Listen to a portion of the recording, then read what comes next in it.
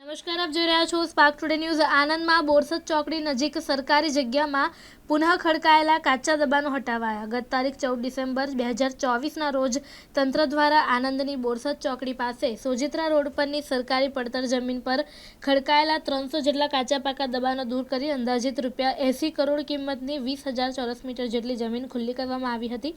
જે બાદ તંત્ર દ્વારા આ જમીન ફરતે ફેન્સિંગ પણ કરવામાં આવ્યું હતું, પરંતુ બાદમાં તંત્ર આ જમીનની દેખરેખ રાખવાનું ભૂલી ગયું. પરિણામ સ્વરૂપ કેટલાય પરિવારોએ આ જગ્યામાં ઝૂંપડા બનાવી રહેવાનું શરૂ કરી દીધું અને આ સરકારી જગ્યામાં દિન પ્રતિદિન વધુને વધુ દબાણો થવા લાગ્યા, જે તંત્રના ધ્યાને આવતા મહાનગરપાલિકા અને જિલ્લા વહીવટી તંત્ર દ્વારા આજરોજ ચુસ્ત પોલીસ બંદોબસ્ત સાથે રાખીને આ જગ્યા પરથી ઝૂંપડા હટાવવામાં આવ્યા. બોરસદ ચોકડી નીચે જે સરકારી સર્વે નંબર છે ત્યાં ભૂતકાળમાં દબાણ દૂર કરવાની પ્રક્રિયા હાથ ધરવામાં આવી હતી.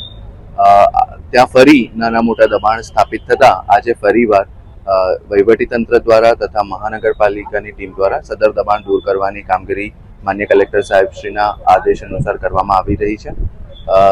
તમામ નગરજનોને વિનંતી છે કે ક્યાંય પણ આણંદમાં ક્યાંય પણ સરકારી સર્વે નંબર હોય તો ત્યાં તાત્કાલિક ધોરણે સ્વેચ્છાએ દબાણ દૂર કરી દેવામાં આવે. અધરવાઇઝ તંત્ર દ્વારા સદર પ્રક્રિયા સતત ચાલતી પ્રક્રિયા છે અને સતત સરકારી સર્વે નંબરોમાંથી દબાણ દૂર કરવામાં આવશે. સાહેબ, જે આ માટી લઈ જવામાં આવે છે, જે જગ્યા ઉપર ખાલી કરવામાં આવે છે, ત્યાં એ માટીનો કોઈ ઓર્ડર આપવામાં આવે છે કે નહીં?